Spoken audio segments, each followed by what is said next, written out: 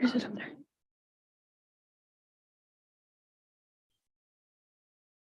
(2023), and we're beginning our meeting at 11:15 a.m. Welcome to everyone, and I must add that due to an emergency circumstances, I'm participating remotely. Probably the first elected person in the state of California to do that, I'm guessing. But it's pursuant to AB 2449, and I am disclosing that no other individuals 18 years of age or older are in this room or at my remote location. So with that, Monica, would you call the roll, please? Director Wasby, can I just, I believe that for emergency circumstances, you need to have your fellow committee members approve you attending remotely. Okay, is it all right with you guys that I'm here remotely? And Need a motion? yeah, you need a motion, and you're, I move to approve. I'm sorry, but you're supposed to describe the reason for the emergency in in a very short brief without disclosing any medical or any protected information. Okay, Dennis. I'll be happy to do it. I had surgery yesterday and I'm recovering quite well, thank you. But I wasn't available to come into the office today. Yeah, thank you, Dennis. So I will move to approve Dennis's remote participation due to a surgery yesterday. And Dennis, I'm glad you're feeling better and recovering well. Thank you. Is this subject to discretion and debate? Second. All right, we have a motion and a second. I guess that would also entail a roll call vote. So Monica, could you take a roll call vote? Yes. President Wasby? Yes. Yeah, I hope If I'm so. included. President Wasby doesn't vote on this. It's just the two other members. Thanks. Okay, Director Coffey Aye. and Director Eccles. Aye. Perfect. And so then, I can With go that, ahead and- let's take the roll again. yeah, let's take roll. And so now we have President Wasby Here remotely. and Director Coffey Present. and Director Eccles. Present. And we also have the Park District Staff Coordinators, General Manager Sabrina Landreth here, as well as Deputy General Manager, Dr. Ana Alvarez. And today's Great. meeting is And held. so- Oh, sorry.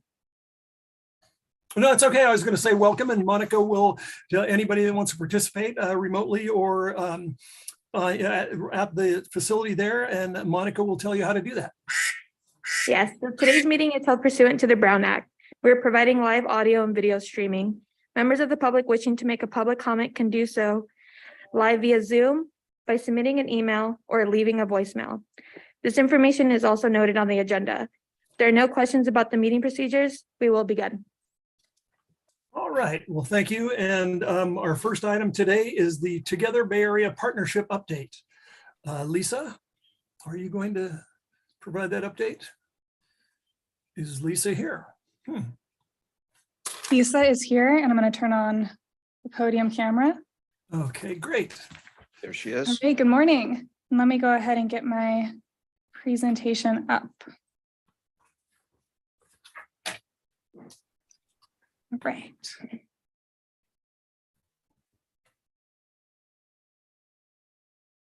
There we are. Good morning. My name is Lisa Baldinger, Legislative and Policy Management Analyst here at the Park District. And I want to thank this committee for requesting an update on Together Bay Area, which has been a longtime partner of the East Bay Regional Park District. I'll first go through an overview of the Park District's relationships and recent successes with Together Bay Area. And I'm also joined by Together's Executive Director, Annie Burke, who will come up and say a few words at the end of the presentation, and we'd be happy to take any questions. So starting with the story of Together. So Together Bay Area is a coalition that's formed in the footprints of the Bay Area Open Space Council. The Open Space Council, which was formed in the 1990s, East Bay Regional Park District was a founding member. We then continued to participate in membership. And when the organization went through transition in 2020, we were at that table helping to guide the future of what the organization would become. The outcome of some reflection, refinement, and revision is the Together Bay Area model, which includes an updated mission that centers equity and climate preparedness in its work for the greater Bay Area region.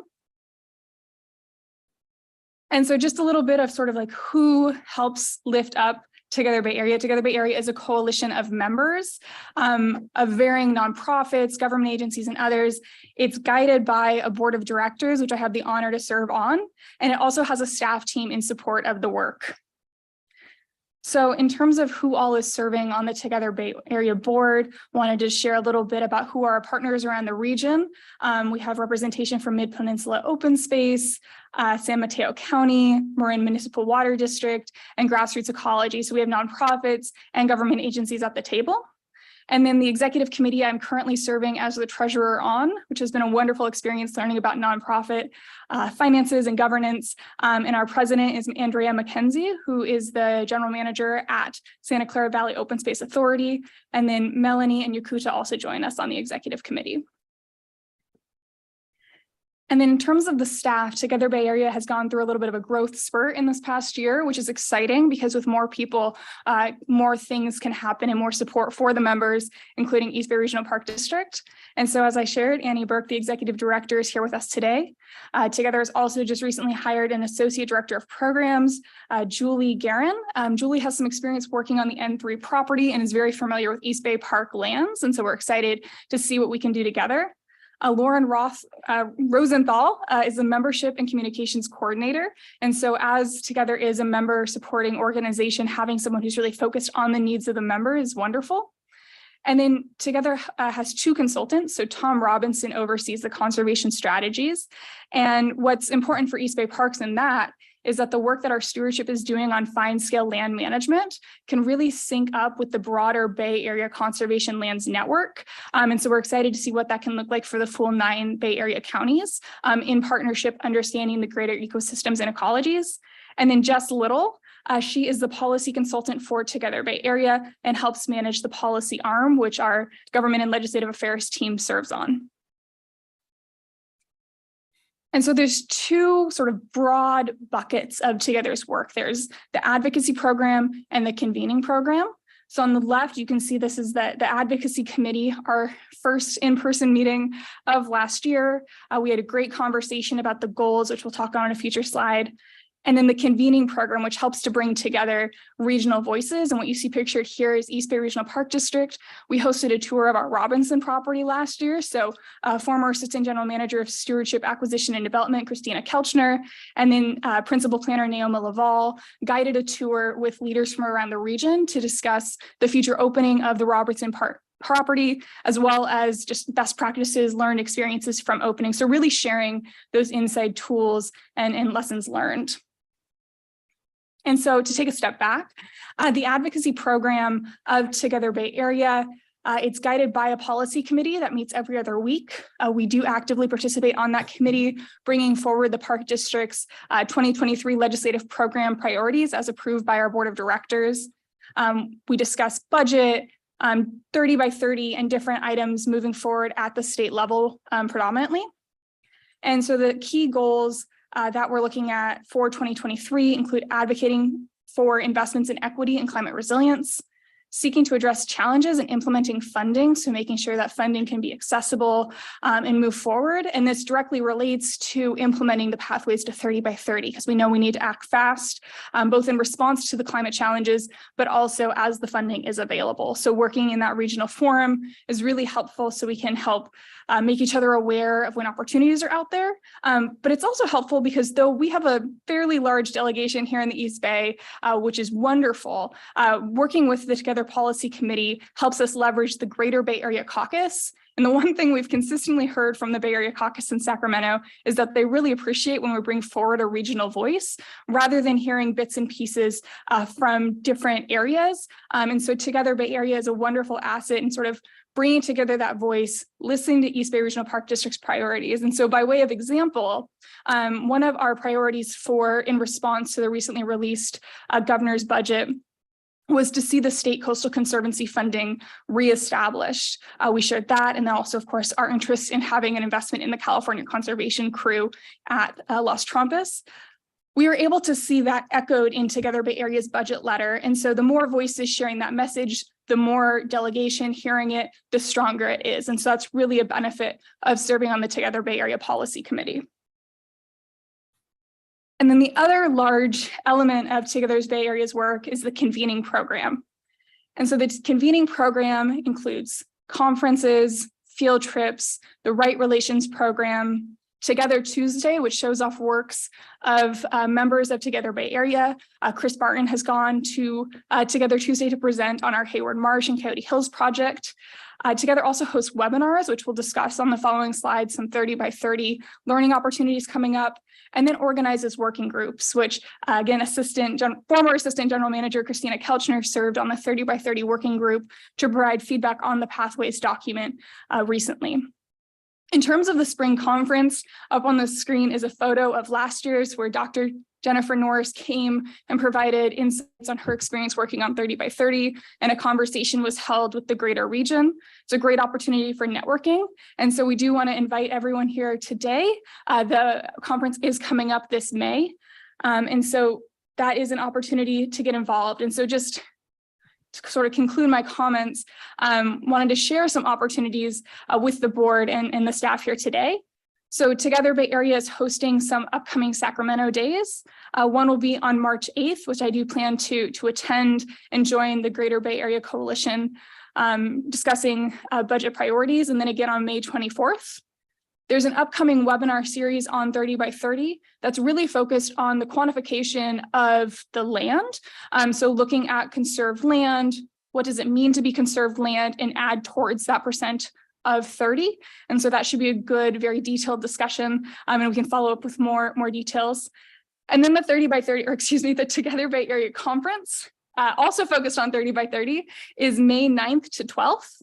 And what's exciting about the conferences is that it's really integrating sort of the best of what we've learned over the past few years into what's possible. And so May 9th will be a virtual welcome for folks around the region to come and join and get their sort of understanding of what to expect from the multi-day conference.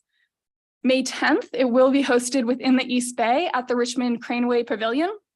We'll have a discussion on 30 by 30, funding, and then a key topic will be building off of the Right Relations program and considering what does it mean to have meaningful partnerships with Native Americans in the Greater Bay Area region for the stewardship work. And the third and fourth day, May 11th and 12th, will be field trips. And so we are working with East Bay Park staff to submit some field trips for consideration, possibly a kayaking trip, possibly a tour of our largest creek daylighting project at McCosker. And so really hoping to get some of our partners out into our projects, but also hoping that our colleagues will go out to other projects and learn from around the region. So, and then the last one, which I'm hoping Annie will speak a little bit more to, is our Right Relations program, or Together Bay Area's Right Relations program, which is trying to establish more than land acknowledgements and what do strong partnerships with Indigenous communities look like. And so with that, I'm going to go ahead and welcome Executive Director Annie Burke of Together to share a few comments with the board. And then we're happy to take any questions. Thank you so much, Lisa. It's really great to be here. Thank you so much for having me. Some of you may know that I served on the Park Advisory Committee for about 4 years. So it's really fun to be back in this room. It's been a while, so thank you very much for having me, and thank you to Lisa for, I don't know where to look in this arrangement. Thank you to Lisa for her overview and introduction, and for serving on the Together Bay Area Board of Directors. Also on the Policy Committee, Lisa's been a really active participant in Together Bay Area over the past few years, and just super grateful to her. Also, it's great to see Dr. Alvarez here. We spend a lot of time on Zoom as part of the California's 30 by 30 Partnership Coordination Committee. It's really great to see you in person. So thank you.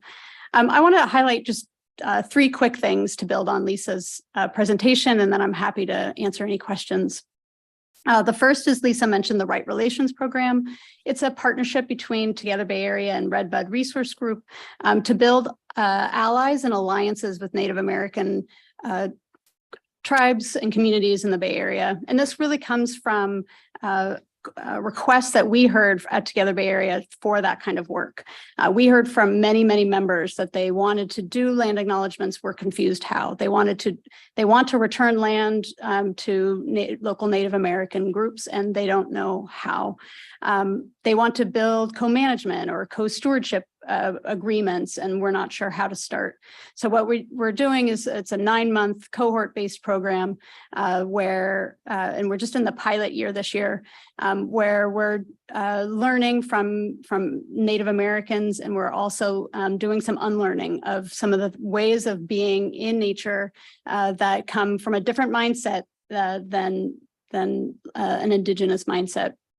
It's going really well, and we're currently fundraising for a second cohort and for some additional capacity building work. So it's a really exciting program that I hope that East Bay Parks will be able to participate in the future.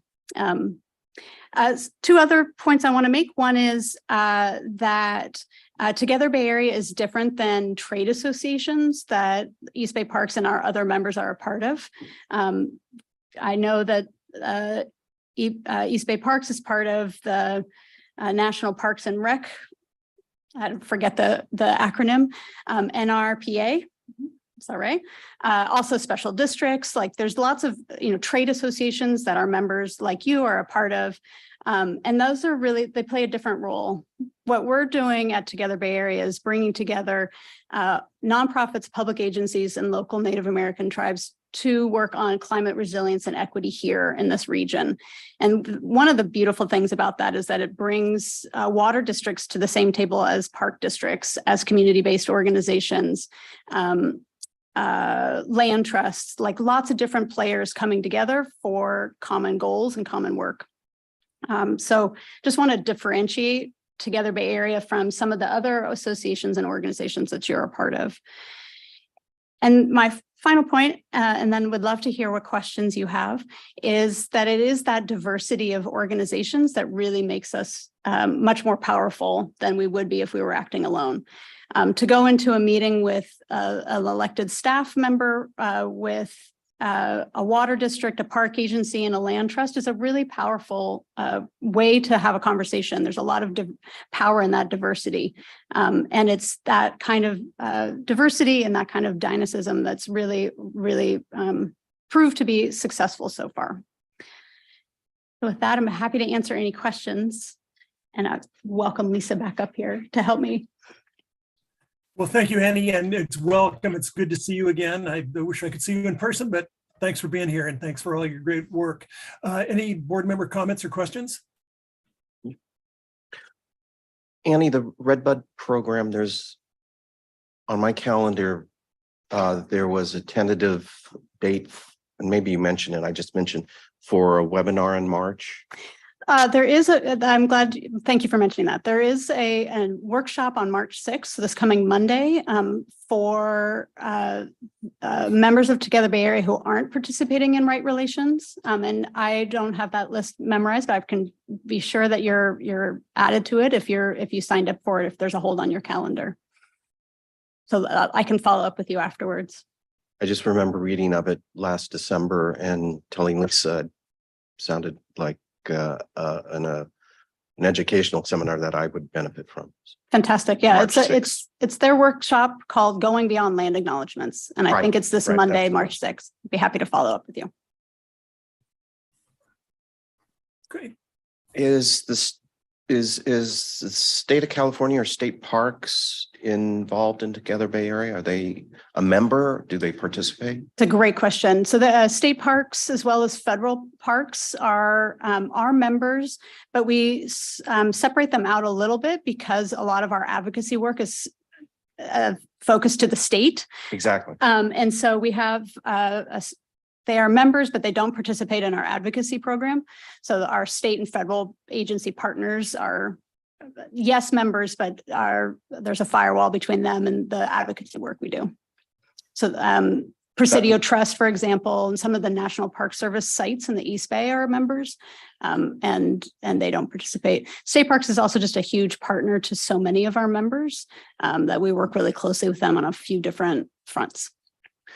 I was going to ask Lisa if Together Bay Area would be interested to be among others of with interest in large segments of open space in the East Bay to advocate therefore. And I thought it'd be awkward if state parks were a member or otherwise engaged, because my interest is in the 3,600 acres they have in East Contra Costa, that with plans that have been on the shelf for more than a decade. This is the old Cal Ranch property of the 1980s, and State Parks has had land and general development plan on the shelf since 2012, and frankly just hasn't felt the enthusiasm for them opening it that I think actually fits out there. So we've been approaching cities, East Contra Costa cities, and are trying to get up interest and a bit of a campaign to urge the state parks director to move toward opening that park. Especially important to us because it's us being East Bay Parks. It's a hub in the center of a lot of our land, Deer Valley, Round Valley, and Los Vaqueros watershed land. And anyway, so insofar as Together Bay Area is a collective advocacy group for open space in the 9 counties, it might be something that we could share with Together Bay Area, and I could work with Lisa on that. The other one, Can I respond to that real quick? That sounds like a great example of how our members, one or multiple, could advance 30 by 30, could do all kinds of wildlife corridor, all kinds of things that you know really well. Together Bay Area has actually, going back to the 90s, has a policy of not taking positions or getting involved in local issues. One, because there's 5 million acres of local issues. right. And it's just really challenging for us capacity wise. And also because perhaps as you're pointing out, sometimes our members don't agree about things. And we just take the position that we're here to lift up what's happening at the local scale to the regional scale and take that to Sacramento, and to talk at the high level about climate resilient lands, equitable access to the outdoors, the themes, and then our members like you can come and provide specific examples, but we don't spend staff time or policy priorities on that level of work. So I hope that makes sense. Yeah, and in regard to the Marsh Creek State Historic Park and its 3,600 acres, I don't think there's anyone who finds it a controversial issue, the desire to open it and get it accessible to people and do habitat conservation development out there, including state parks. They will just tell you that they're balancing, but where else in the 9 counties does the state have 3,600 acres that are that should be open and aren't? So I can follow up on that. The other one is just to give this district as much support as possible within the open space community in the Greater Bay Area for our efforts to develop a regional park at Point Malate in Richmond on the bay, last of the ridge to shoreline open spaces that the state of California generously funded us to pursue. It's going to ultimately be an endeavor of, hopefully we're successful initially, and then many years of gathering support and funding for developing that peninsula into one of the last remaining very potentially large regional parks with crucial habitat, incredible histories, going back to Native American history, and it will need to get the type of support around the Bay in particular that makes it in the forefront of all the funders' minds, be it state or federal or nonprofit. So that is something that we need support on, as well as Thurgood Marshall Regional Park, which we're for the park district moving at light speed to try to raise funds for in order to open it, at least in phases, and eventually a visitor center there. Again, the more regional support we have for that effort because of its crucial history and location as an oasis surrounded by humanity, all the support we can get for funding for pursuing that park helps as well. So these are just things that come to mind. And it occurred to me when I was reading about the conference coming up in May that we have someone at your table and should keep aware of that and take advantage of it if you don't mind. The good news is that you have a lot of people at the table. That's So true. Lisa is one fabulous person at the table. And one of the things that's really, I hope you'll take away from this is that there's lots of ways of participating. In the Open Space Council days, so 1990 to 2018 or so, some of the tables, proverbial tables, were limited to who, general managers or to government affairs folks. And starting in 2020, it's really open to anybody. And so if we really invite anyone from within the district to participate and anyone from any of our members. There are a lot of people actually who participate in various parts of Together Bay Area's work who work here at the district. So yes, I'll be happy to continue working with Lisa, and I invite all of you to participate also. And I just had an idea for your May conference. Great. Because I mentioned Point Malati. Point Malati is 10 minutes from the Crane. Right. It would make a great field trip. Just a thought. I defer to the district staff if that's something that they'd like to host. We would love to be in conversation about doing that work or hosting a field trip there. It's a really tremendous experience going out there. Yeah. Also, I want to underscore the projects you described are great projects that demonstrate the value of funding for the State Coastal Conservancy. Yeah. Funding for the Coastal Conservancy can fund all of those things and so much more. And it's one of the beautiful parts about Together Bay Area, I think, in that we can have a very large and diverse coalition of organizations that do a lot of different things for different, for land, people, and communities. And we can have one ask when we go to Sacramento, and that's to fund the Coastal Conservancy, because that agency Exactly. can fund all of it. And that makes our job really easy. And it also means that collectively we can have real impact. And being that collective vehicle. That's right. For all the Bay agencies, so to speak, is a huge advantage we have in your presence. So thank you. My honor. Anything you wanted to add? That was what I was going to say. Member Eccles, did you have something? I did, yeah. Thank you, Chair Waspy. So first of all, Annie, thank you so much for being here. Really appreciate the update and appreciate your leadership in this organization, and Lisa as well for your presentation and your leadership. This is just a fabulous organization, and it's so important to have different like-minded groups all working together to lift up shared issues at a state and regional and even federal level. And I think, the example you just gave in terms of money for Coastal Conservancy is a big one.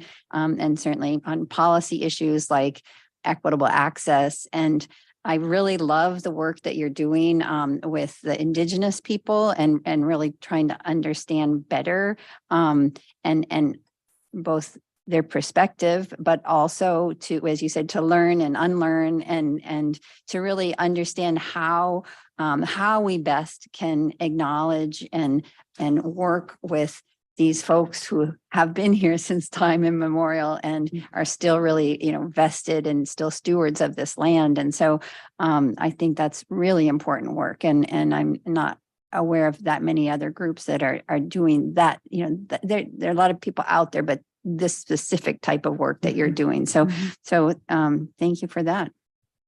That's it. And yes, I will concur, of course, on Point Malati, any opportunity to advertise Point Malati. And I think this is one where I think there would be agreement amongst the groups. I mean, certainly at least to visit it, because it is just an incredible, beautiful spot. And it is the last undeveloped bayfront property that could become a regional park. And it fits well with the 30 by 30 goals. So Thank you for sharing that. I was lucky to go on a tour with the PAC sometime last year. I don't remember out there. It's stunning and it really, It is. So you I've know, seen yeah. some parts of it and I would, I think it would be fabulous if district staff were to submit a proposal and so that we can consider. We're planning to host somewhere between 6 and 8 field trips on the May 11th and May 12th. So there's lots of opportunities to participate. So we'd love to learn more. Ooh. Well, thank you, Annie, and let's make it an extreme sport for an option. We'll kayak from Miller Knox over there. It'll be great. Well, that's not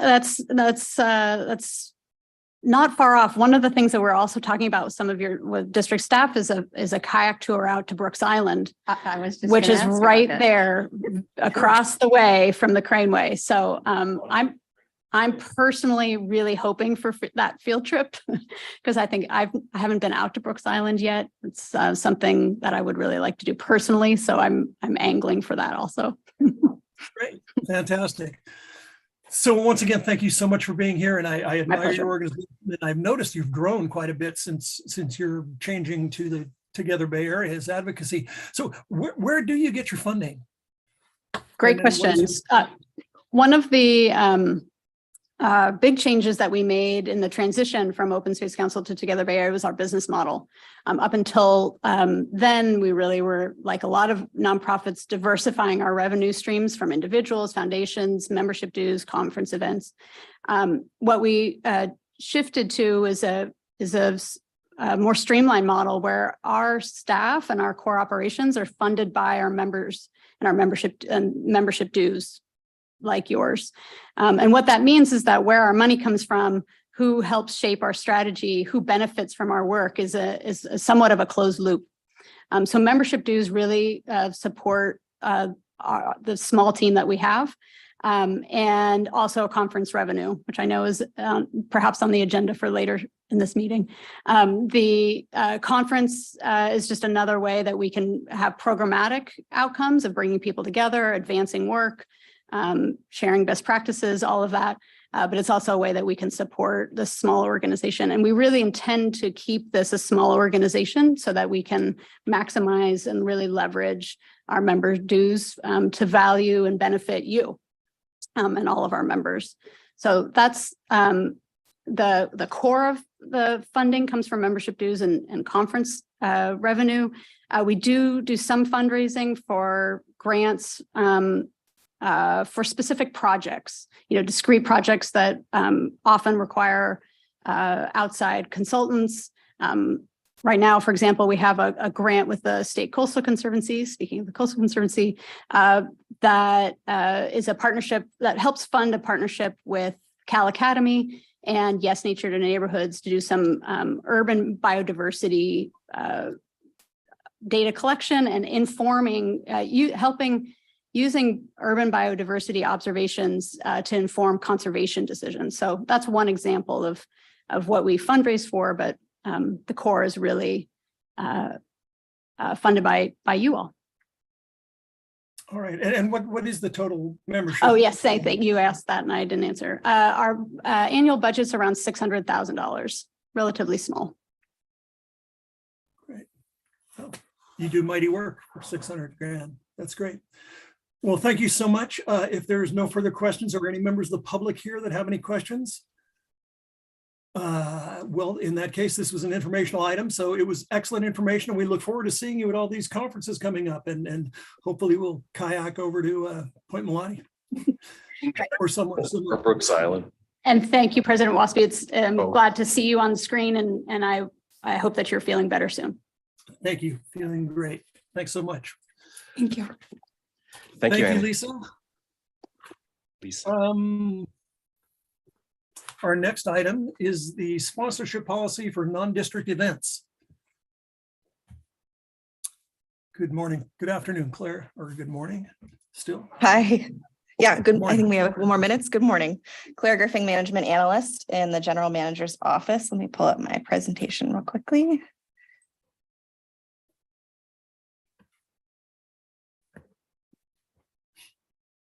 All right, we're really excited to bring you this item today, this policy item. And it's perfect timing right after the conversation with Together Bay Area, because they're a great example of a partnership organization that we've sponsored in the past. And so think about that as we're talking about sponsorship. And we're happy to provide other examples of partner agencies that fit this proposed policy that we have as well. Our policy codifies best practices for the allocation of public funds. And it's a product of a extensive interdivisional effort that we did, managed by the General Manager's Office in partnership with General Counsel, Public Affairs, and Finance and Management Services. A little bit of background: the East Bay Regional Park District provides in-kind and fiscal sponsorships to organizations for events, programming, and services to support their work. And our proposal is to formalize that process into a board adopted policy that establishes a policy framework and a selection process to support accountability and transparency. So I'm going to provide some background information and some research that we've done, talk about our policy goals, and then go through our policy proposal and have plenty of time for questions. A little bit of background.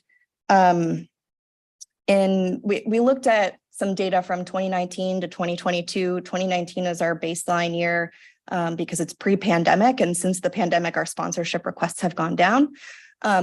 So between 2019 and 2022, our average sponsorship amount for an organization is $2,500.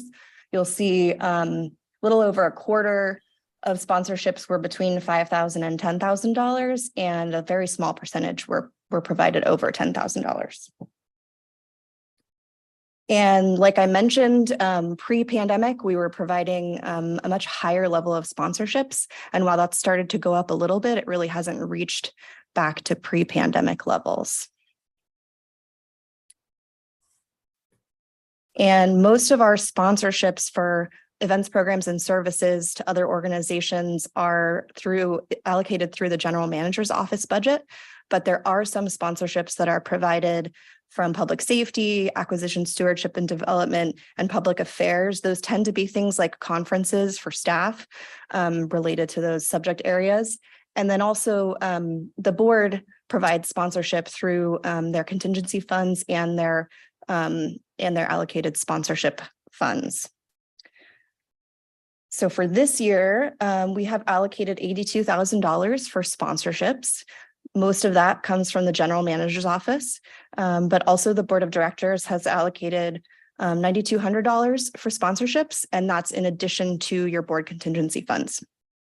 We'll talk a little bit more about how that relates to this policy later on in the presentation. So we started by doing research. We looked at what other public agencies in California are doing regarding sponsorship. How do they govern their sponsorships? And we reached out to various cities as well as our local park districts within the Bay Area to look at their policies and or procedures that they're using now, and did an analysis to determine best practices that we used to create the proposed policy we have for you today. And we drafted this policy with the following policy goals. The first is to further the park district's mission through sponsorship. So we do think that there is a role for financial sponsorship to organizations, either in kind or financial sponsorship that benefits our mutually beneficial relationships in regard to our mission, vision, and goals. We also want to establish a framework and process for sponsorship allocations that supports accountability and transparency of public resources and adheres to the best practices that we saw through our benchmarking research. And we want to evaluate and award sponsorship requests based on set criteria and in a transparent manner.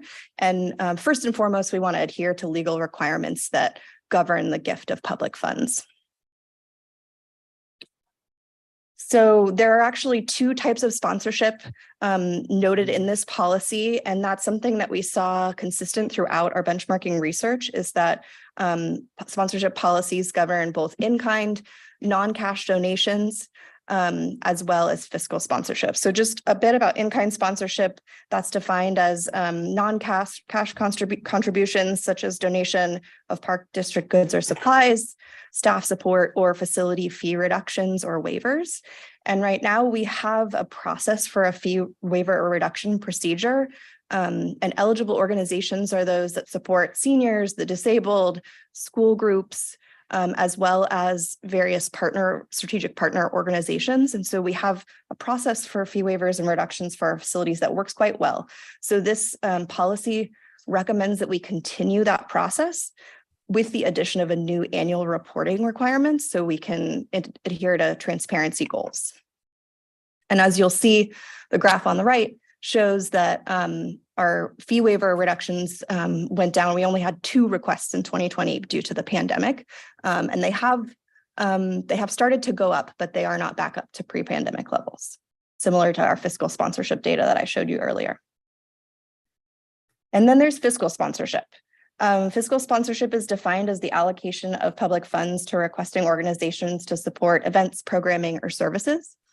And our recommendation in the policy is to require an application process for anyone who's requesting fiscal sponsorship, which is not the process right now. It's less formal right now. So we want to formalize the process and have it go through one entity. So our recommendation is the general manager's office would receive and evaluate those applications based on the eligibility requirements in the policy.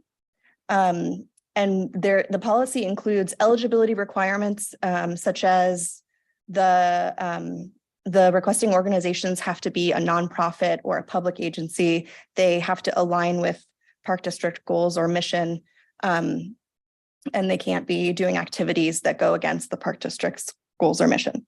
So the requirements also include eligibility criteria, which I'll show you on the next slide. And it would require annual reporting for any sponsorships that we do allocate.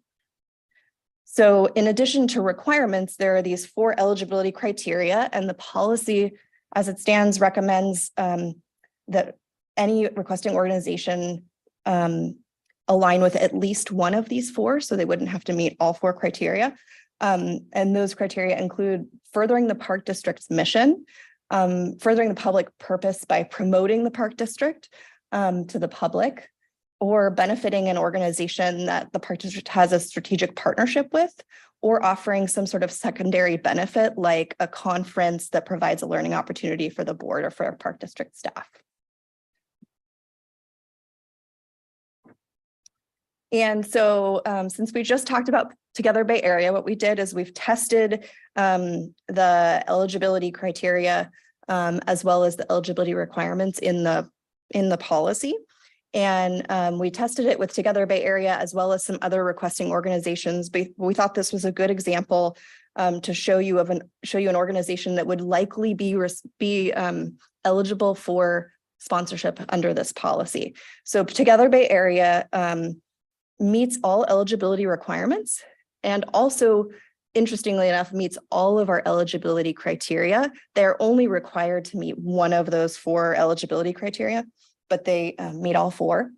And then we've also talked about in the policy, it gives the general manager discretion to create additional selection criteria. We haven't determined what those might be yet, but this is an example of what that might look like based on Park District priorities. So we thought about Park District priorities such as racial and social equity and community engagement as things that we might use to prioritize sponsorship requests, because sponsorship requests will only be allocated based on our allocated funding. And so therefore, if we're getting a lot of requests, we may need an opportunity to find a way to prioritize those requests if everybody is eligible. And so we thought these selection criteria might be a good example of what we might end up using. Interestingly enough, the only thing on that list that Together Bay Area doesn't adhere to is they do receive funding, as mentioned in the previous presentation, they receive funding for memberships. And so we do already provide significant funding to Together Bay Area, And so they may not get as many points in a evaluation since we're giving them additional funding. But otherwise, they're a great example of a partner organization that we would want to support. As I mentioned previously, the board has allocated $9,200 this year for sponsorships particularly. And in addition to that, there are board contingency funds that you are able to use at your discretion. And those may be used for sponsorship as well. Our recommendation is to continue that process as it exists, but any sponsorships allocated through the board funds would have to adhere to these eligibility requirements and criteria as set forth in the sponsorship policy. Again, to support transparency and accountability and ensure that those sponsorships are aligned with the Park District mission and values. So the reason that we're recommending this policy is because, like I said, first and foremost, we want to adhere to legal requirements, but we also want to support accountability and transparency of public resources, adhere to best practices of public agencies, establish a clear policy framework, and an equitable process for selection of sponsorship allocations. We want to continue mutually beneficial relationships. And also we want to provide clarity and expectations to requesting organizations. It's unclear to requesting organizations right now how they might be eligible, whether they'll get the funding or not. And so we want to lay out a clear process for them so they understand whether it would be a good fit for us or not. So our recommendation is for the Board Executive Committee to consider recommending approval of the proposed sponsorship policy for the Board of Directors. But we're happy to answer any questions. Curious to hear your discussion. That concludes my presentation, but I'm here to answer questions. Thank you. All right, thank you, Claire. Any board members' comments? You want to go Who wants first? to- Let me go. I'll go. Thank you, Claire. I wanted to explore the focus of the policy on quote unquote sponsorships. Hopefully this is a test of the emergency system. We're not all supposed to be ducking under. It's the first of the month at noon, right? All right, it's just going on longer than usual. And with world affairs such as they are. Sponsorship as the focus. That seems to me, especially with the process around it, which includes an application 2 months in advance. There's a bit of bureaucracy around this concept of sponsorship. And I juxtapose it to less formal involvement. For instance, if a organization asks us to attend a function and just buy a couple of tickets, quote unquote, as opposed to a sponsorship. And I'm wondering how we handle that so that either that's outside this policy, it's in some other policy, whatever. We're looking to counsel, I noticed, so maybe that's where my question lies. So just to clarify, your question is if you're using Park District money to buy tickets to outside agencies or nonprofit events, is that under the sponsorship policy? Right, a lot of the people we board members, management attend, they might say, can I sell you a couple of tickets to our association, to our Chamber of Commerce, to Rotary Club, things like that, where we're not formally sponsoring, but they want us to attend. I think there's some confusion maybe with the definition of sponsorship. That's what I was. It doesn't really mean that we're like a sponsor or a co-sponsor. It just means that we're giving them money. So this policy is designed to capture those types of ticket purchases that you're like to dinners or to whatever events, even though we may not officially be listed as a sponsor. We may or may not be, but that depends on who you're working with. But yes, this is designed to capture that because it is taxpayer money. What do we have now? Yeah, I read the background, the legal background, I read management background, and I read the policy, but I didn't go back to our operations manual or the board manual and see what we have now. I am aware from participating that we have this contingency fund that is general managers and separately boards. And that I recall when I was president of the board and vice president of the board, we would be called upon to agree to spend those contingency funds on a given buying tickets or sponsorships. And that is existing, correct? So we have a policy. My understanding is the policy governs the process for issuing for using your contingency funds. So I believe it's if it's more than $5,000, it needs to go to the full board for approval. But I don't believe that we have anything governing who we can sponsor. So I am familiar with that policy, whatever we call it, the process by which we utilize the GM's funding and the board's discretionary funding for these events or participation. We don't have anything else. So this is what's filling that void. And I very much believe you need. Correct. Yeah. And to clarify, I think for staff, and I didn't mention this earlier, for staff, there is confusion about who might be a good fit when we get these requests. And so that's the idea, is that this policy would help support that. We don't have any guidelines right now for who we might support when we get those requests. All right. So given the all-encompassing application this would have to spending money on other people's, other organizations, events or fundraisers or whatever it is, and I envision it to be quite extensive. I know that even our our localized staffs are invited to attend local school functions, for instance. And I suppose they look to the GM's office to buy their ticket, for instance. So that's going on. We all on the board have had those circumstances.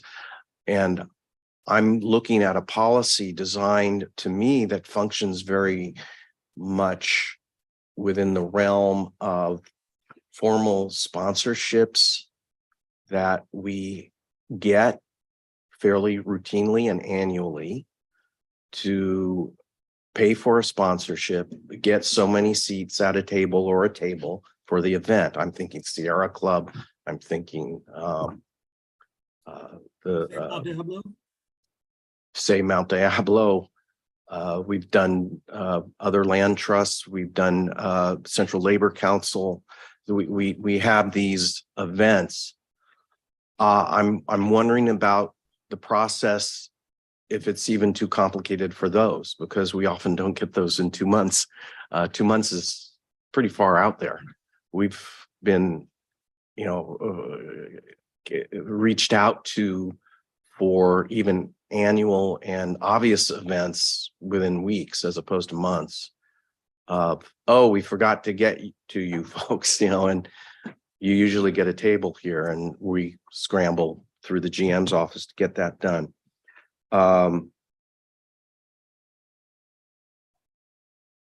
One of the significant issues I had is the bureaucracy around it and whether it's practical enough, especially if it's going to fit rather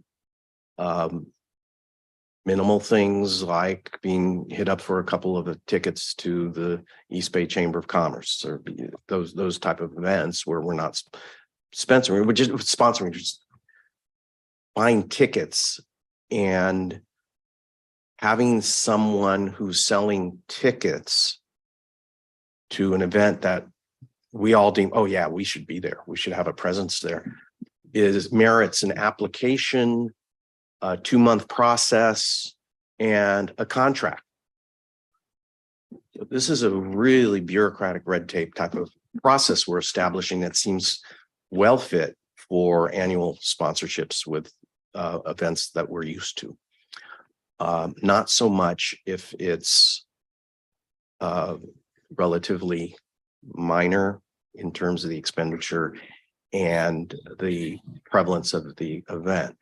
So that's one. The other issue I have is that crossed my mind as I'm going through this is the criteria. And let me backtrack for a second. You had a slide which actually addressed something I was concerned about more than the actual policy or the background, and that is prioritization. So in the notes around the background and the policy itself, I wrote that down a few times. Where is prioritization? Where do we have some guidance, not just for eligibility and when to grant a request, but where is guidance as to when not to grant a request? Because we have a statement that is patently obvious that we're not going to fund everything that we get. But I thought that there is a need for an express prioritization of what we should approve as opposed to things that might be eligible, but we don't approve. Because I envision, especially with an open-ended criteria, like furthers the public purpose of the park district by allowing for the promotion of the park district to the public and or specific audiences, that eligibility criteria covers just about everything. Because the Contra Costa Terrier dog group, we might want to promote ourselves with, but it's a very narrow scope group within the context of the communities we serve. The GM mentioned yesterday, we represent in our 2 counties to the PAC, one of the most diverse group of communities maybe in the country. And we could get invited to cultural events.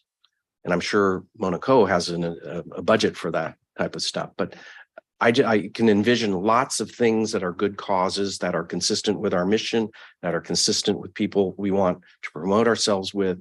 And eventually we get to, there may be a narrow enough group where we're just not going to sponsor them as opposed to, because of a limited budget, to a group that's prevalent everywhere in the 2 counties, right? So I thought there's a need to have some express prioritization to make it easier on the people who have to say no.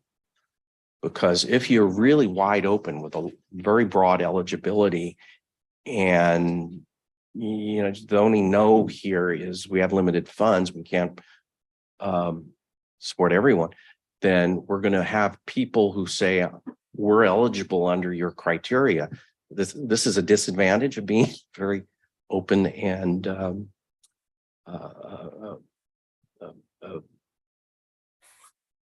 detailed in our eligibility and process and all that. It also leaves us open to people who are going to be disappointed and say, why did you say no to me?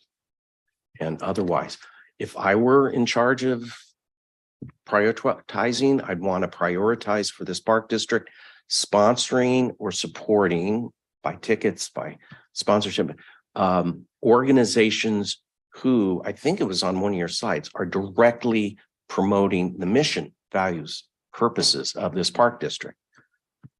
So the sponsorship of the Sierra Club or Together Bay Area is easy and quick and obvious. They both further our purposes and our mission, and they're associated. We do partners, and that's the other one. So further mission.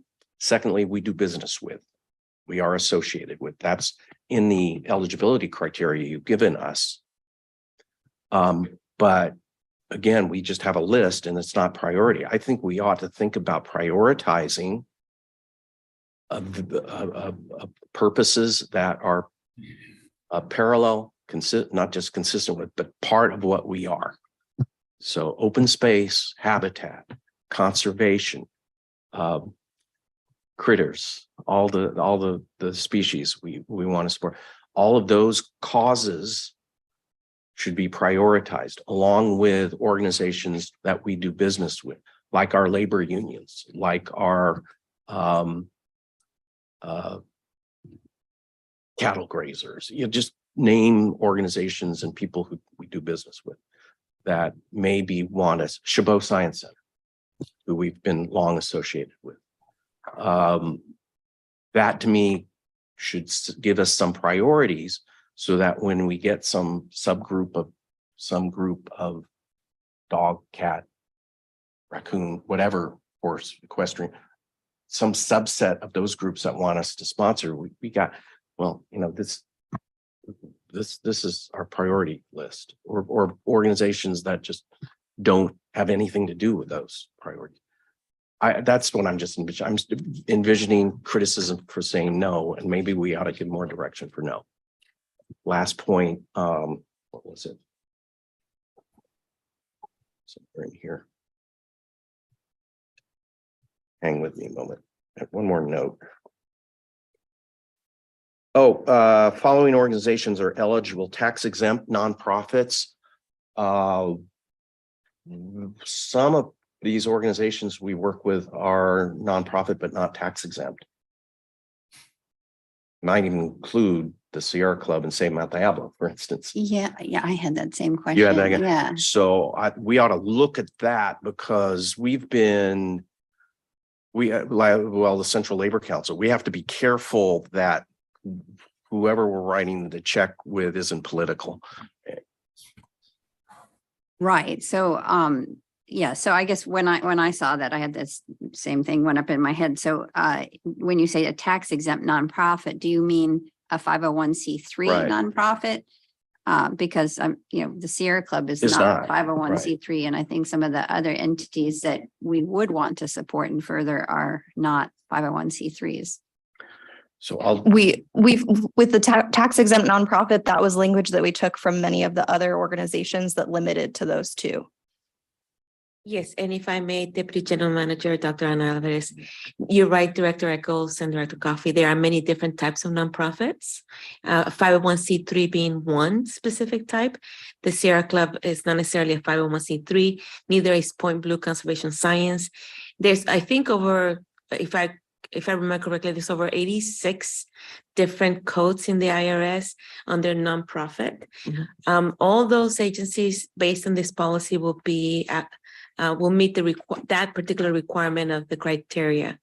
So you're discerning through different filters as you're considering the merit of the request. So you can have, for example, the Sierra Club of Point Blue Conservation Science make a request. They will meet the nonprofit status. It will not be a 501c3. It will be something else. And then we can continue filtering through the eligibility criteria. And then it has to still go through a selection criteria that will speak to some of the elements that Director Coffey referred to in terms of how do you prioritize. And so it's a whole process to get to recommended actions for the general manager. So some are tax exempt in the sense that they don't pay taxes, but when we write a check to them, it's not tax deductible. That's one of the distinctions. So I think we're just going to have to get into that. We can clarify the definition. Clarify it Yeah. because I think there are some tax exempt nonprofits that aren't specifically 501c3s, but I that's what I just wanted to clarify, because the 501c3 is pretty, it's a much more limited, strict definition than what I think we would want there. Director Waspy, I'm finished and I can take any responses, but now defer to my colleague. I'm happy to respond real quickly to what you shared. I think we set the criteria to be broad, but also ensure that it's aligned with our mission. And we can amend that if you want to have that discussion about what eligibility criteria feel right for you. We're happy to have that conversation. But also based on best practices, our thought was that we would allow the general manager discretion to prioritize. So we have the policy itself set by the board that's provides for those eligibility criteria that are really strict regarding alignment with park district goals. And then internally, we have some flexibility to set prioritization criteria. And that's what's stated in the policy. And we can be transparent about what those criteria are once they're selected in the application. So organizations are aware of why we might make those decisions. And we can document all of that to be accountable to that. But we think that there's a benefit to being flexible, particularly because our priorities will change over time. And so we may want to evaluate each year what makes sense in terms of what kinds of sponsorships we want to prioritize. To be aware, right now, it's pretty easy to cover for the GM when she says no, because we don't have this extensive list, and it remains open to us to say, how we pick out. When this is all detailed, it makes it harder, and I'm looking for, frankly, protecting the general manager's office when it has to say no, and we have all these details that may suggest yes. That I'll quit. Sure. Thank you, Colin. Director Echols? Yeah, well, first of all, thank you very much, Claire, for your presentation and for developing the policy, and everyone else who assisted. I'm sure our general counsel and others were involved as well. And it's very thorough and well thought out. I do share Dr. Coffey's sense of maybe it appears a little bureaucratic, but I had some specific questions around that maybe we can clarify. So one of the things that concern me, it says, and we've been talking a lot about this prioritization. It says that money is available first come, first serve. So I could easily see a situation where, people, there's money to fund what we want in the first 6 months of the year and not in the second 6 months, for example. So maybe you have sort of a rolling application process and you set some funds aside. I'm less worried about saying no to people, because I think the policy is actually written in a way where, it does give some sense of priorities, but it's also flexible enough to get the ones that we have historically funded and we want to continue funding and that sort of thing. So on the, I think one thing on the, I like, certainly, when we're talking about public funds, we want to be careful, and I appreciate the transparency and accountability and, looking at best practice, all of that we're doing here. It's important. And the thing about the tax exempt nonprofits, I know you're going to clarify that. The other situation that I think could be challenging is sometimes there are, community organizations, like I'm thinking of, North Richmond Alliance that's been active in the past.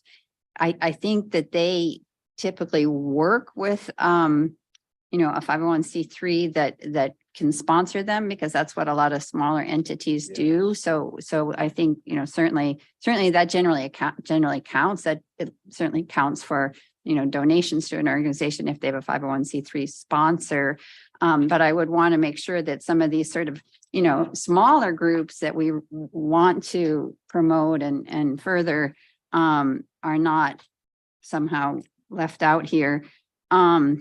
And then, I was sort of thinking about this policy and thinking about, what do you see as different in terms of this policy and how I know we haven't had a policy in the past, but like, who are there groups that we have funded every year that would now be not qualified? Or, is there anything that jumps out at you in terms of who may not be eligible? And that may be too hard of a question, because this is a I don't want to put you on the spot, because this is a policy that, as we said, can be applied. There's a lot of generality in how it can be applied.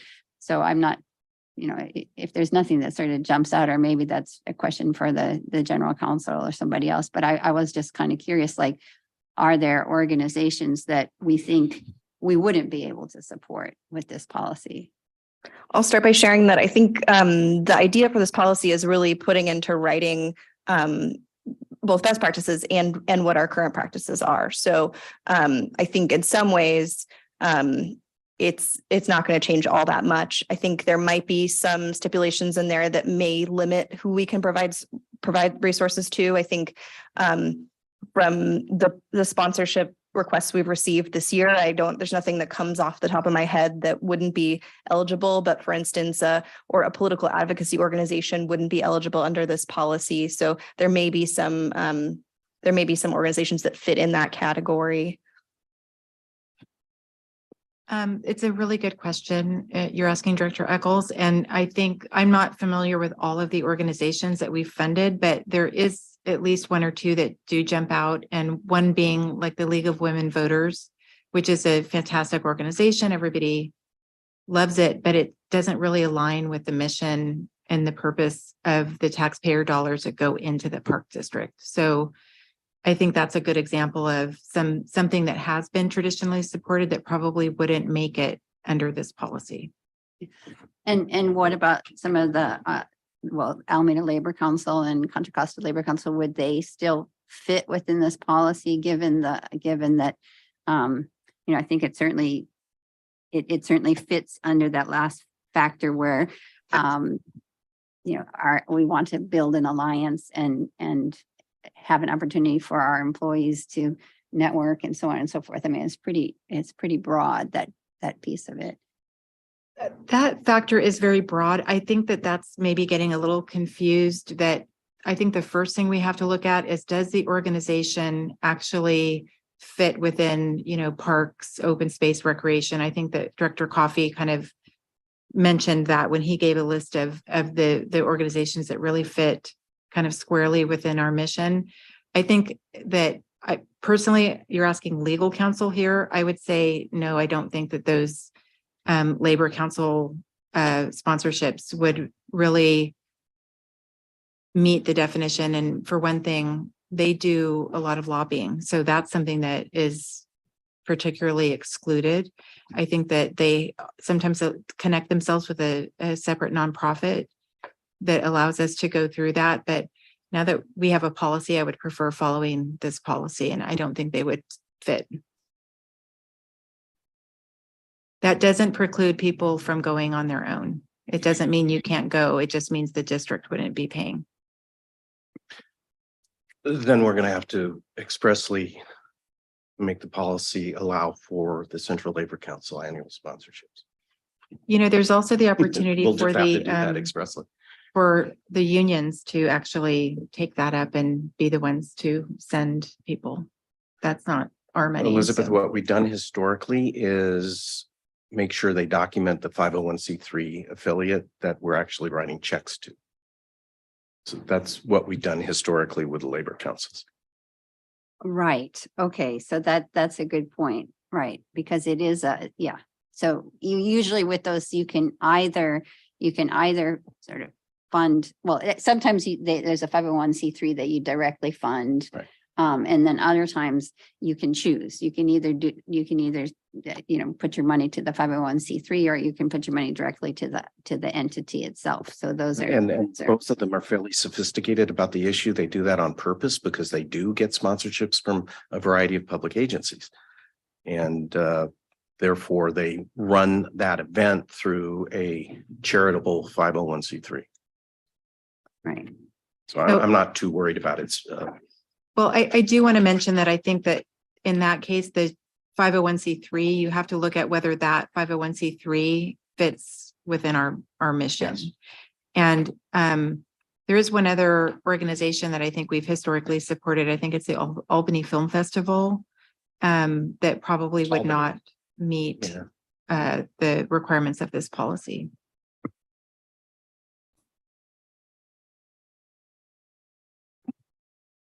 And so this is maybe my final question, but I was wondering, so in terms of the board contingency funding, does both the policy and procedure apply to the board contingency as well? I'm not completely clear. I think it said somewhere in here that the policy would apply to the board contingency fund. So what does that mean exactly? Right, so the eligibility requirements and criteria would be applied to any of those requests that come to the board for use for contingency funds. So if they don't meet those criteria, they wouldn't be accepted, but it would be up to either the board president in the case of less than $5,000 or the full board for more than that. It would be up to them to decide selection criteria.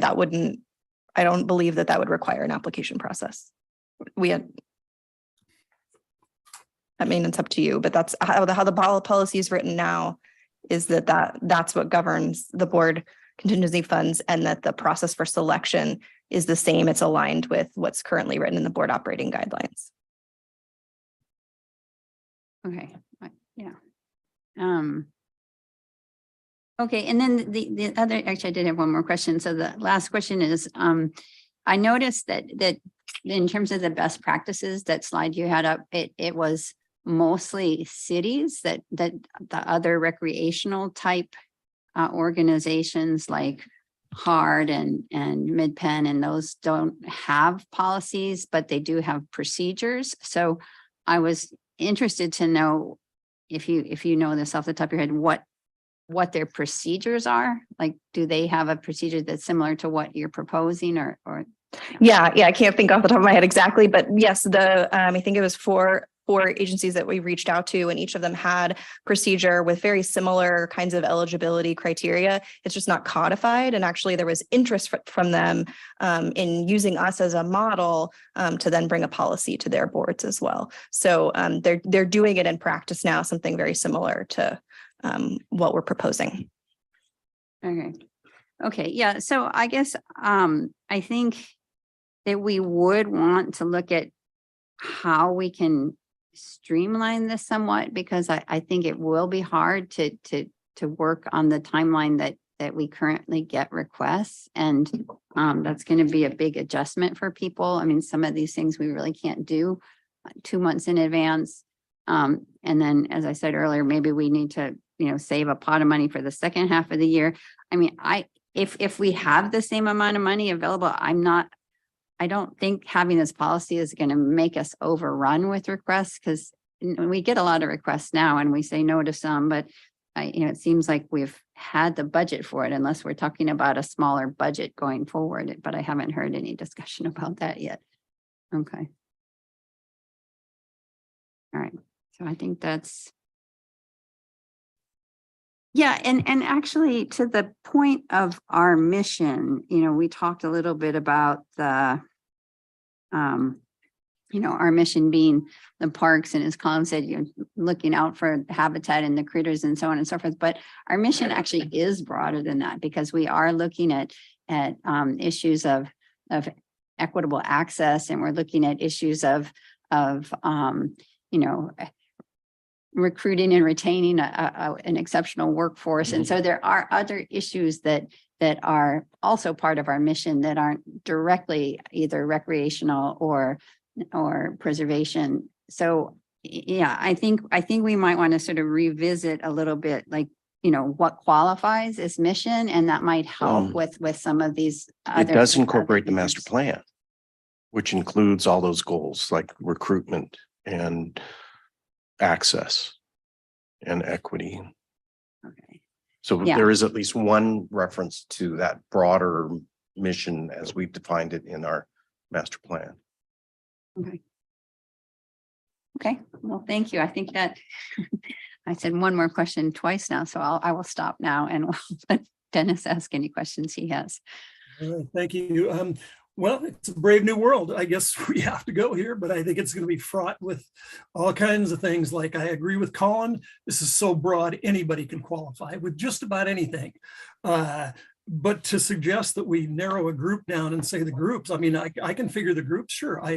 All the groups that we consider and embrace, or at some level embrace, I won't suggest anybody, but the Democratic Party, or probably not the Democratic Party, but the Central Labor Council. But they're a political group. How do they get around that? And if there's a 503c way to get around that, that's fine. But we're using the term "get around," and I don't like that term.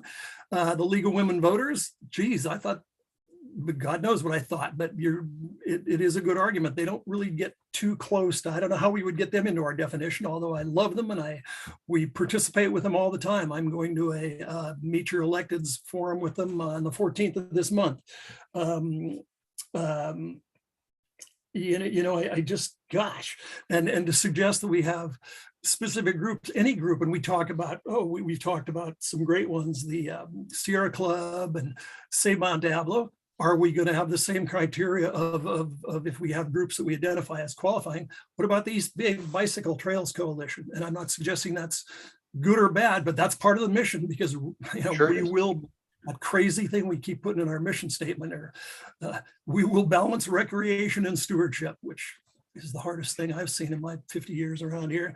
But they're a political group. They supported political candidates in this last election.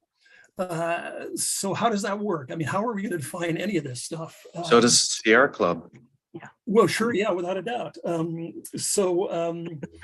they're, who's to say the Metropolitan Horsemen's Association and everyone else could have the same access? And I think it's going to be quite a bit. I don't have an answer, but we really need to think about these things. I'm thinking,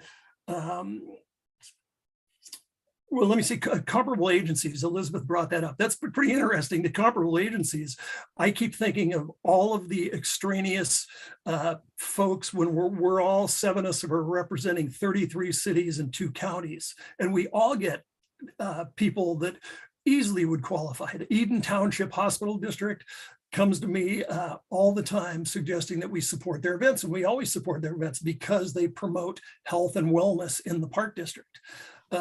There's Rotary clubs, everything like that. And, sounds like it's not a power grab, whatever it is, but some of that 92,000 or 82,000 or whatever it is, in my opinion, could easily add up and be put in the board contingency fund so that I can make a decision based on, and there is a criteria, if it's under $500, it's the president of the board and the general manager make the decision. If it's over that, it has to go before the full board over 5,000, but they would, maybe those decisions could be made at the level of board contingency. Also, gosh, what else? And the other, the comparable agencies just dealing with like we have so many people we deal with, to think that HARD and LARPD, I'd love to see their policy versus someone like Santa Clara Water District, which I bet their sponsorship policy is incredible. They've got more money than everybody in the world. I think it's going to be new and different and fun. And that's really my only comments. Are there any other members of the public? Oh, Kelly, you got your hand up. Go ahead, Kelly. Okay, thank you. Yeah, I think that this should be recognized as a public good, but as the allocation of scarce resources, because I don't care whether it's $80,000 or whatever it is, money is. There's not enough money for everything ever, and so I'm very, very uncomfortable with the wording of this thing where it says first come, first served basis. That's insane. That's that's not how I would cross off those words and just tell people up front that you don't have, there's never enough money. You're going to pick and choose whoever, the board or the general manager or the president of the board or whoever, or the managers or the district, the assistant general managers or the district is going to pick and choose whoever they want to give these resources to in any amount that they think is the right amount. And it's going to be allocated based on whatever the needs of the district are, alignment with the district's goals and priorities. And if you're looking for whatever, if you want to help certain, underserved people, or if you're looking to seek out publicity for the district's programs or whatever it is you want to do that day, you can do it. And you don't have to give money to everybody. You can choose whoever you want for any reason. Any legitimate reason, like what I just said. And then when it comes to public goods, public good is defined as a good whose a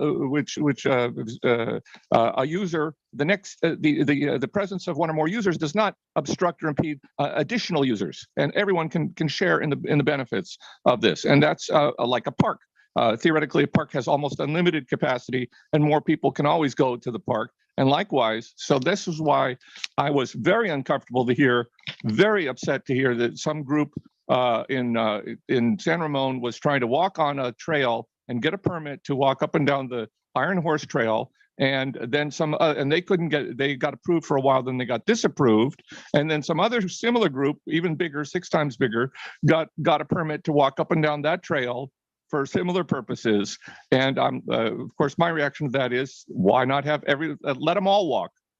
There's no limit here. Let's give permits to everybody. Let everybody walk up and down the Iron Horse Trail, which is different than what you're doing here. There's never enough money, and you should not pretend to meet everybody's needs. You're going to do whatever it is. This district is going to do whatever it needs to do for its own mission, goals, and objectives. Thanks. Thank you, Kelly. Are there any further comments from the public? Any further board member comments? I understand this will probably, if in fact we do recommend it to full board, this will be a robust conversation at the board level. And my only deal is, so we've been doing this for years and years and years. I thought it, and because of this action, it was a little less formal. So do we have lists of everybody and the quantities with which we've offered for sponsorships in the last, say, 5 years? We do. And could you find them on the website or anywhere? Right now, we haven't reported out, although this policy establishes a reporting requirement where we would annually report that information. Yeah, and I was going to say, if it's the committee's desire to advance this to the full board, we can include those details in the packet for everybody to see. Yeah, I think that would probably. If that would be helpful. Right, I would be helpful to me. I'm not sure what my Okay. fellow folks would think. Okay, I see. Who's this in the chat room? Oh, okay. So if there's no further discussion,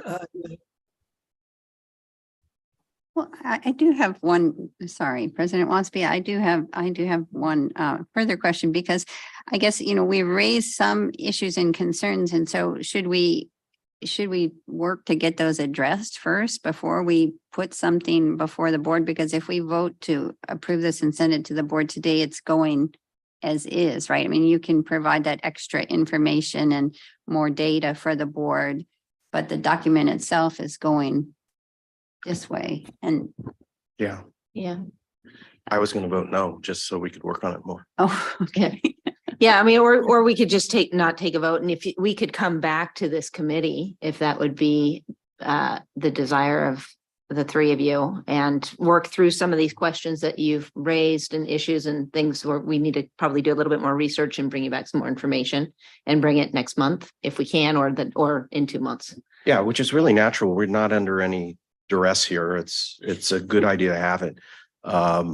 But there are, and all these issues are unique to every organization. So I think it's kind of a natural thing for us to kind of air out some of these things, and the responses that I got made me think about some of my initial reactions. So I think it'd just be good to give some more thought to it. Yeah, I concur with that. I think it makes sense for us to do more work so that when we recommend it to the full board, it's actually a little more in line with what I think the full board will be comfortable adopting. Mhm. Thank you. Yeah. Thank you for Nothing for your against, work. I think it's wonderful work and very Okay. timely and needed. Great, thank you. and if I may, also, if we're going to do this report, if we could use examples, would visually love to see that we supported this many groups last year or in the last 2 years. And are they, well, I don't care who's eligible. I'm specifically concerned who would be ineligible this time around and what reasons. And we've heard a couple of reasons today, but I think the other 4 board members would love to hear that. I'd be very interested to hear if we supported so-and-so's benevolent group last year and at what cost, and are they ineligible or eligible this year, and reasons and examples essentially. Yeah, we'll include all of that. Okay, thanks. Thank you. Okay, so then. Great job, Claire. Yeah, thanks. Yeah. Thank you, Claire. So we will suggest that this item has been tabled for now. And you set a date for, well, we don't have to set a date. It will come up in the near future. Is that okay? Okay, great. Then we'll move on to the next item, which is the Tilden Environmental Education Center Design Consultant Contract. Ren. My pleasure to be here. I have to provide. Is there any volume control there? Sorry, can you hear me now? Now I don't need to lean in. Is that better? That's perfect. Okay, I'll start again. Good afternoon, board members. Pleased to be here. I was asked to give a preview to an item that will be on the board agenda next Tuesday. Let me share my screen. And that is an item to authorize award of contract for the Replace Environmental Education Center at the Tilden Nature Area. So this project will replace the existing Tilden Environmental Education Center, affectionately known as the EEC, and adjacent security residence in the Tilden Nature Area. This facility, which was constructed in the mid-70s, needs a major renovation to address its physical programming and American with Disabilities, or otherwise known as ADA, accessibility limitations. It has failing mechanical systems, and we need to bring it up to current building code requirements. I'll give a little bit of board actions that have previously been taken. In July of 2016, the board authorized a contract with the architectural firm Siegel and Strain to study the options for either renovating or replacing the EEC. The resulting study recommended replacing the existing facility. I will share a little bit about that and the findings of that report shortly. Additionally, in September of 2019, by board resolution, the board of directors authorized the prioritization of the restoration of the Tilden EEC for the purposes of initiating a capital campaign by the Regional Parks Foundation. So firstly, the feasibility study, which was completed in 2017 by Siegel and Strain, recommended replacing the existing facility for several reasons. The largest reason was the improved connection to the EEC of the EEC to the greater Tilden Nature Area. The cover actually of the report shows that you can, as you're crossing the bridge and entering into the nature area, it's sort of hard to figure out what it is, what you're looking at, and it's not really approachable. Including additionally to that, the accessibility issues are very difficult with the current building configuration. In terms of speaking about equity and access for all, there are several facilities or sites in that building that are only reachable by steep stairs. In 2019, we took a board tour.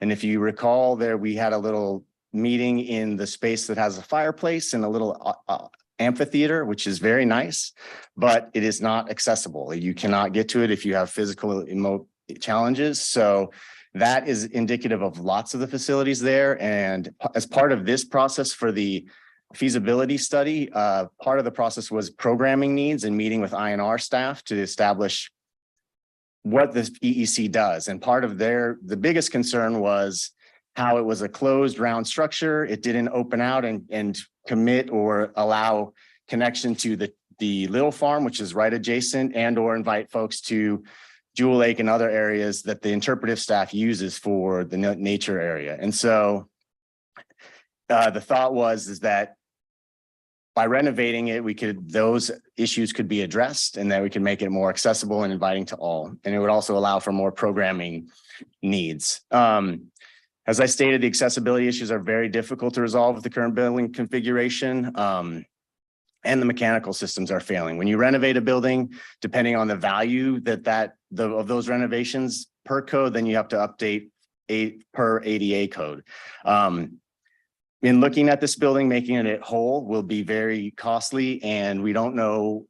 Again, when you get into renovations, there are a lot of hidden costs in terms of tearing a building apart. This study did not do any destructive testing to make sure what would have to be done, because it is a facility that we still are currently utilizing. That said, it is in decline, and so this project will propose to replace that. So, and closing, it's an opportunity to create a visitor center that allows for numerous jumping off points for programming throughout the nature area, and it'll also bring the building up to current code. For our consultant selection, in August of 2022, we released a request for proposals for architectural and engineering services to provide design and construction documents for the Tillany EC. We got 11 competitive proposals, which is a good number. It was very nice to have that. There was a lot of proposals to go through. The selection committee shortlisted 4 firms and then interviewed those. Our selection committee included park staff, ranging from all fields in terms of interpretive and rec, our public affairs, and we also included the former board president of the Regional Parks Foundation. So we had a broad selection committee, and based on that, EHDD, which is, I don't have it here, but it is Esherick, Holmesy, Dodge, and Davis Architects, a professional corporation, otherwise known as EHDD, of San Francisco, was selected. They were selected. They've done quite a few visitor type centers locally. Which are most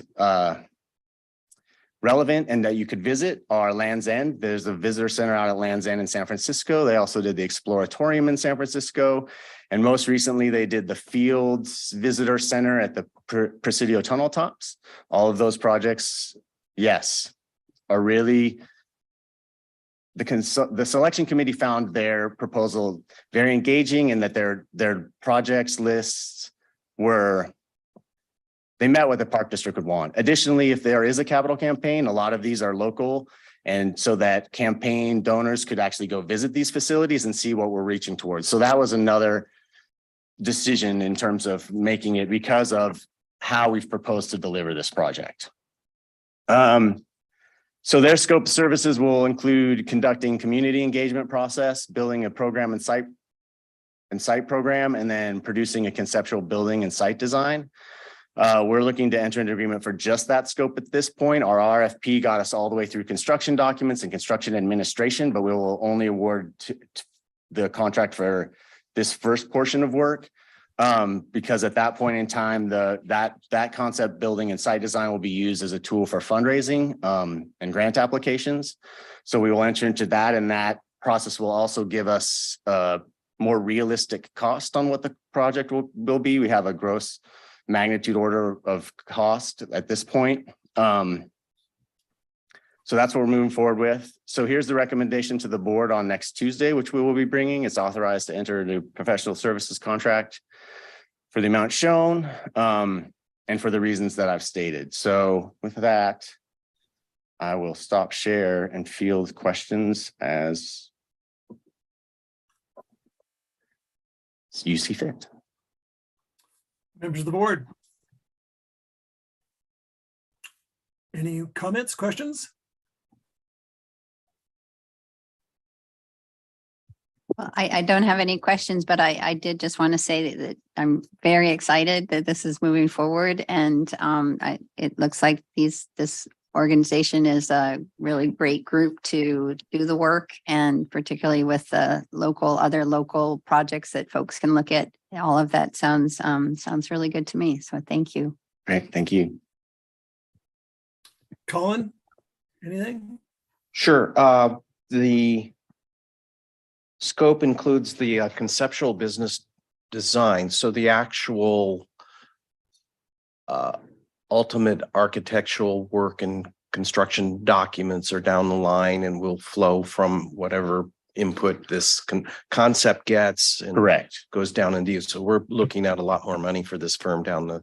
That is correct. This project will not be an inexpensive project. And that's why there was the thought of the capital campaign and having the Regional Parks Foundation assist in that.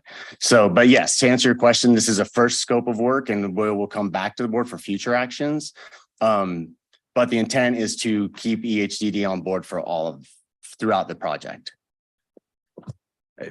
It should be substantially discounted. Can you imagine wanting to be the architect of what is destined to become an iconic Bay Area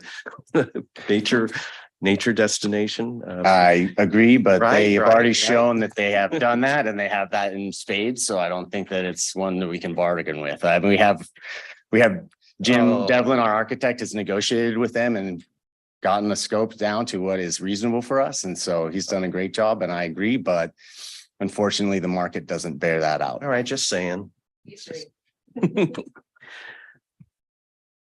is a great opportunity and It is. I'm excited just by some of the existing structures we have available to donors, as you pointed out. That's huge. That's Yeah. great. It is great. We are very excited.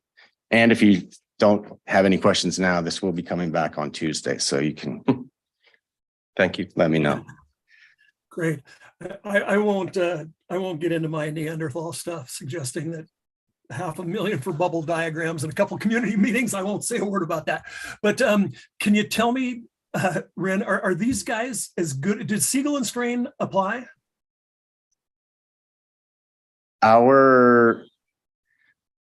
No, they did not. They were precluded from the RFP process because of prior work on this project. It was deemed that they could not participate in the proposal process because of their knowledge of the site based on their previous study.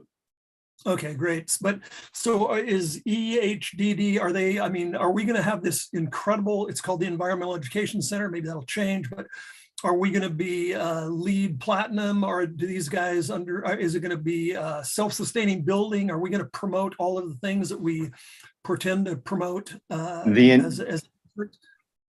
Yes, the intent, we don't know that specifically as of yet. That hasn't been vetted out because we need to get into the process of designing it and getting this concept done. And so figuring out what those parameters are that the district wants will be part of this initial phase. And it won't be just bubble diagrams. They're going to do full site analysis. There will be a rendering that will be utilized. It's going to be more than just a bubble diagram, Director Waspy. All right, thanks. But we're still going to use the wastewater system, still just going to flow out to a tank out by the tennis courts? That will have to be determined as well. The utilities need to be looked at in terms of replacing the building. So some of the utilities now probably aren't adequate by code and just by practice for a new facility. So that will be part of this initial phase as well. All right, and I think it'll be great. So, but the Little Farm is we've got a Little Farm and Environmental Education Center. They've coexisted quite well. Will the Little Farm still be the Little Farm as we know it and everybody in Berkeley knows it? And yes, this project will not. The project will hopefully make the facility more engaging with the Little Farm, and so that it's more part of it, so that it will all offer our interpreters to access the Little Farm. Right now, it's not super clean. It's not inviting. It's kind of it works as you stated, but this is an opportunity to improve that so that the EEC and the Little Farm are more incorporated and feed off of one another, if you will. Excellent. Cool. Well, I look forward to this. It should be a great project. Any member or any public comments on this? Kelly, I don't see your hand up. Okay, then we will move to, thank you for the information, Ren. Thank you. Appreciate it. And we'll now move to public comments. Any public comments? I see no hands up. So we will move to committee comments. Any committee member comments? To close the meeting or on this? I beg your pardon? To close the No, meeting? no, not to close it. The item number 6 is committee comments. To close this item, I have nothing further. Oh, okay. Thank you. Yeah, Just want to thank the team for all the work, and it's a very good outcome, I think. yes, without a doubt. And a great commitment by the foundation too, for that matter. So again, any comments for the good of the order from the committee? Just a thank you to everybody. Yeah. A lot of good topics today. A lot of work went into them. And any comments from general manager, deputy general manager, or any staff for that matter? No, nothing from us. Great. Well, thank you very much. If there's nothing else, we are adjourned. Thanks for being here. Thank you. Take care. Thank you, everyone.